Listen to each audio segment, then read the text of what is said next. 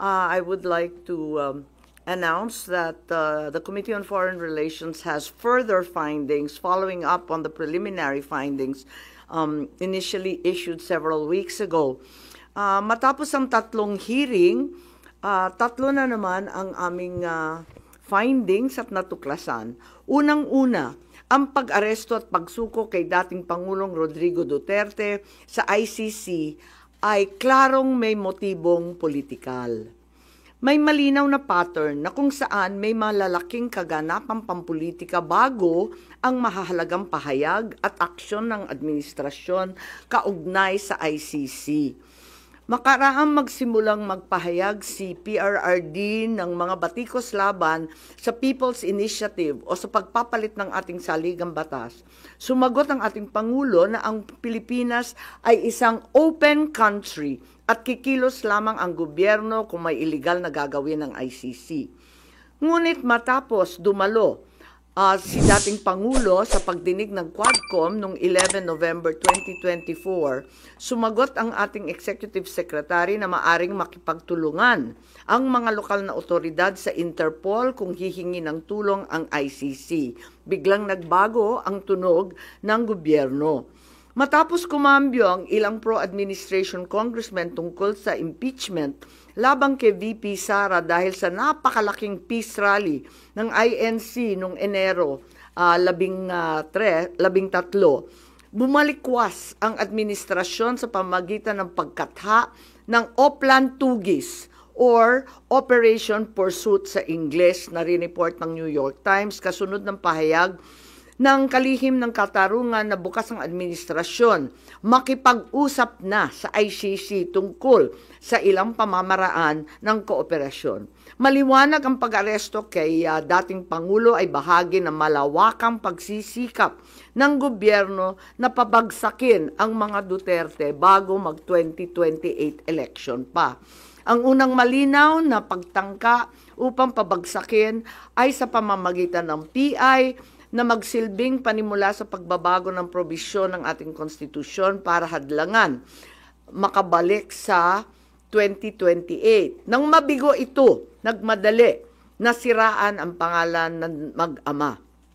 Noong Mayo 2024, sinimulan na ng Kongreso sa Committee ng Human Rights ang pagsisiyasa tungkol sa EJK, pinalawak noong Agosto 2024 at doon na nagmula ang pagbuo ng Quadcom. Dumating sa bansa ang mga kinatawan ng ICC noong October 2024. At sa tulong ng gobyerno, nakalap nila ang mga dokumentong kailangan para makakuha ng warrant of arrest. Samantalang nagsagawa ng sarili nitong investigasyon, ang DOJ naman hinggil sa EJK noong ika-4 ng Nobyembro sa pamamagitan ng kanilang Memo 778. Dahil nananatili pa ring banta si VP Sara kahit wala na ang tatay niya, nagsagawa naman ang Kamara ng investigasyon sa confidential funds ng OVP at sa huli na-impeach si VP. Napatunayan ang motibong politikal na napag-aresto sa turnover kay PRRD sa pamamagitan ng mid-election final campaign sprint action plan ng Lakas CMD noong nagtipon-tipon ang matataas ng opisyal noong petsang 22 ng Abril. Nakaraang ilang linggo lamang, inilarawan ang mga nagawang mga Oplan Horus, isang operasyon na inilunsad noong Abril 2024 na naglalayong pabagsakin ang dalawang Duterte.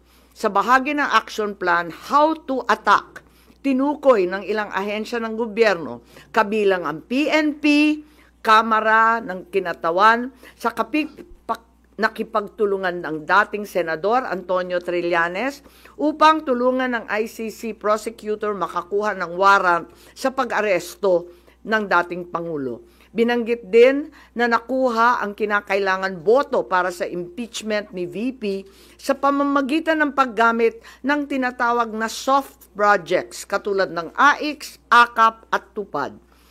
Doon naman sa bahaging following strategies and moves, tinukoy na kailangan pabilisin ang impeachment ni VP Sara at makakuha ang boto sa Senado sa pamamagitan na naman ng pamimigay ng proyektong for later release or yung mahiwagang FLR bilang gantimpala sa tamang bumotong mga senador.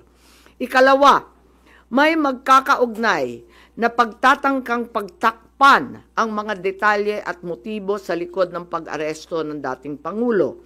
May cover-up. Habang nagpapatuloy ang unang pagdinig, tumanggi si DILG Remulla na magsalita. Tanungin siya tungkol sa panayam kay Pinky Webb, kung saan sinabi niya na group effort ang pag-aresto at in-invoke pa ang executive privilege samantalang lumabas na sa media. Una, tinawag niyang chismis ang pahayag. Ngunit nang mabisto, tinulungan na lamang ng kapatid at sinabing executive privilege na nga.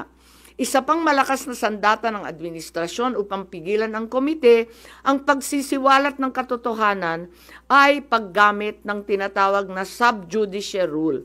Halimbawa, nung mahuli si General Torre na nagbibigay ng maling pahayag tungkol sa pagmamadaling ilipat si PRRD sa Hague dahil daw sa Article 125 ng Revised Penal Code, ngunit nung ipunto na yung Revised Penal Code, Article 125, ay para lamang sa warrantless arrest, bigla niyang ginamit ang sub-judice na naman.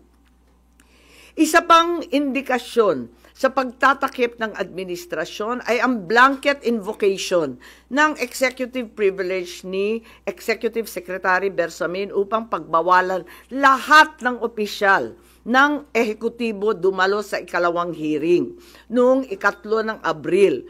Mas lumala pa ito nang sa hindi pangkaraniwang hakbang, tumanggi ang ating Senate President pumirma ng mga sabpina noong araw na yon.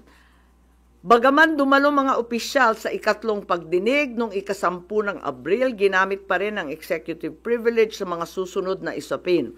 Kung sino-sino nag-utos ng pag-aresto, kung sino ang nag-utos ng paglipat niya sa Hague, at kung paano nakuha ang eroplano na ginamit sa paglipat. Hindi nagtapos ang cover-up sa pagdinig dahil alam din natin na matapos yon pinalaya si Ambassador Lacanlilao at hindi na naman pinirmahan yung mga sabpina.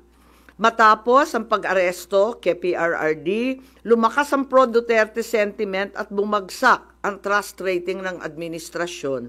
Ayon sa isang mapagkakatiwalaang source, naglunsad na ngayon ang administrasyon ng isang communication plan upang ilihis ang atensyon ng publiko patungo sa mga issue ng West Philippine Sea at di umanong disinformation ng mga tinatawag na China trolls ng kanilang embassy. Kaya asahan natin na ito ang magiging balita sa mga susunod na araw. Hindi inaasahan ang political backlash sa pag-aresto sa dating Pangulo, kaya ngayon sinusubukan nilang kontrolin ang sitwasyon sa pamamagitan ng pag-focus sa West Philippine Sea, pagsisi sa China, at sa huli ay iuugnay ang pagtaas ng suporta kay Duterte sa sinasabing kampanya disinformation ng China. So una, may duda tayo na politically motivated. Ikalawa, whole of government ang nagamit dito na talaga naman comprehensive itong planong ito. At ikatlo, ang mga posibleng managutan ng criminal and administrative charges. At iminumungkahi namin na imbestigahan ng Office of the Ombudsman ang mga sumusunod. Una, si DOJ Secretary Remulla Boying maaring managot sa violation of RA 3019, Anti-Graft and Corrupt Practices for sanctioning an invalid administrative arrest against a former president in contravention of the ruling of the Supreme Court in the 2023 case of immigration versus Juan Wenle. Maliwanag na napakadaming kondisyon, kwalifikasyon at requirement na isinaad ng ating Korte Suprema doon. Ikalawa, usurpation ng DOJ ng judicial functions.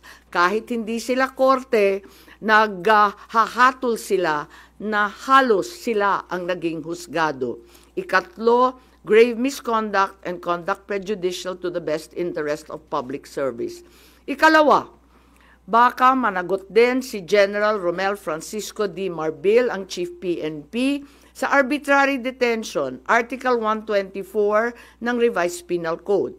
Violation of RA 3019, anti-graft and corrupt practices for inducing or persuading General Torre to perform an act in violation of laws, rules, and regulations or an offense in connection with the official duties of the latter. Grave misconduct and conduct prejudicial to the best interest of public service. Andito rin sa mga nakalista at ayon din sa payo ni dating Supreme Court Justice na nagpayo sa atin na malahil si SILG Secretary John Vic Remulla ay maakusahan din ng arbitrary detention katulad nung iba. Violation of 31.9 for inducing General Torre and Marbil to perform an act in violation of the Constitution and our laws. Ikatlo, grave misconduct and conduct prejudicial to the best interest of public service. Ang ikaapat na maaring patawan din ng kaso ay si General Nicolas Torre III. Maaring managot sa arbitrary detention. 2 counts of arbitrary detention, not only against the former president, but also against former Executive Secretary Medialdea. Ikalawa, violation of RA 7439 for not allowing the former president to be visited by VP Sara, both his daughter and his named counsel, and for forcing the former president's lawyers to leave him. Also, the violation of 3019 for allowing himself to be induced or persuaded by General Marbil or SILG Remulla to perform an act in violation of law, rules, and regulations in connection with his official functions. Grave misconduct and conduct prejudicial to the best interest of public service ay maaari ring ipataw laban kay General Torre. Ikalima, Ambassador Marcos V. Lacanilao. Maaring managot sa usurpation of official functions, Article 177 of the Revised Penal Code, pagsisinungaling sa ibang kaso at perjury sa ilalim ng Article 183 of the Revised Penal Code, false testimony in other cases, and perjury in solemn affirmation under Article 183 of the Revised Penal Code, at conduct prejudicial to the best interest of the service. So ito ang further findings namin. Hindi ko masara yung investigasyon kasi marami pa ring mga issue katulad ng sinong tumulong sa ICC, yung tungkol sa eroplano na nanatiling bukas at masalimuot.